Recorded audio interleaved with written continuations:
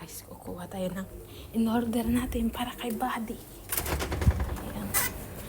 Ayan to, Lord. Try.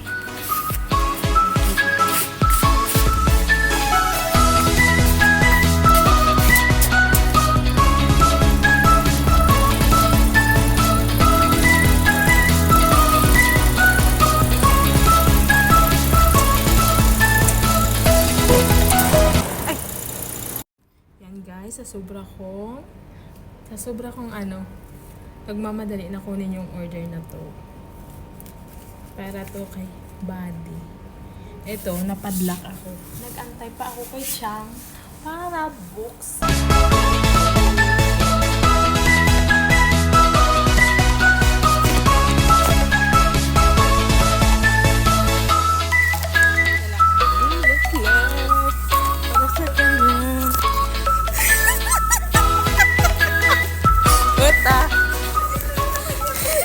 Nung ano pa to nung nakaraan pa to, nasira na.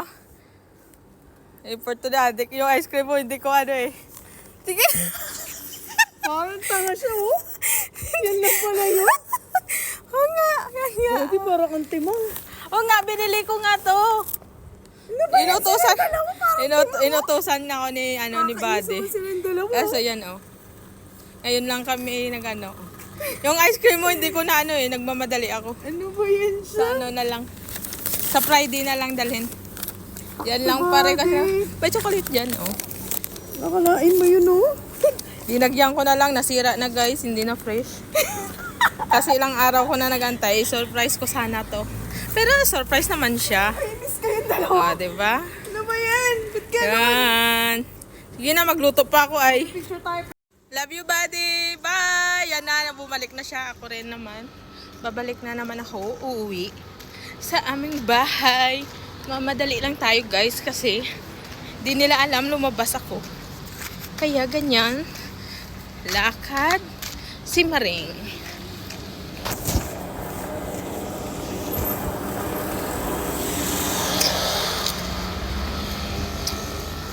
Yan, success na naman yung natin, guys. Success yung natin kay Buddy. Kaso, late na. Kasi, late na kami nagkita. Kasi nagpa-abdali siya nung last Friday. Kaya, hindi ko siya nabigay. Pero ngayon, nilakad ko talaga kasi pauwi na din siya sa bahay nila. Tinawagan ko siya na magkita kami magsalubong para mabigay ko yung binigay ni Adik. Kaya ito guys, malapit na tayo sa bahay. Yung tao sa bahay hindi alam na lumabas yung katulong nila. Kaya ganon. Yun may ice cream at saka bulaklak. Kaso yung ice cream hindi ko nadala kasi nagtakbo-takbo lang ako. Kaya eto, pauwi na. Hindi nila alam. Yan na guys, dito na tayo sa aming bahay. Open.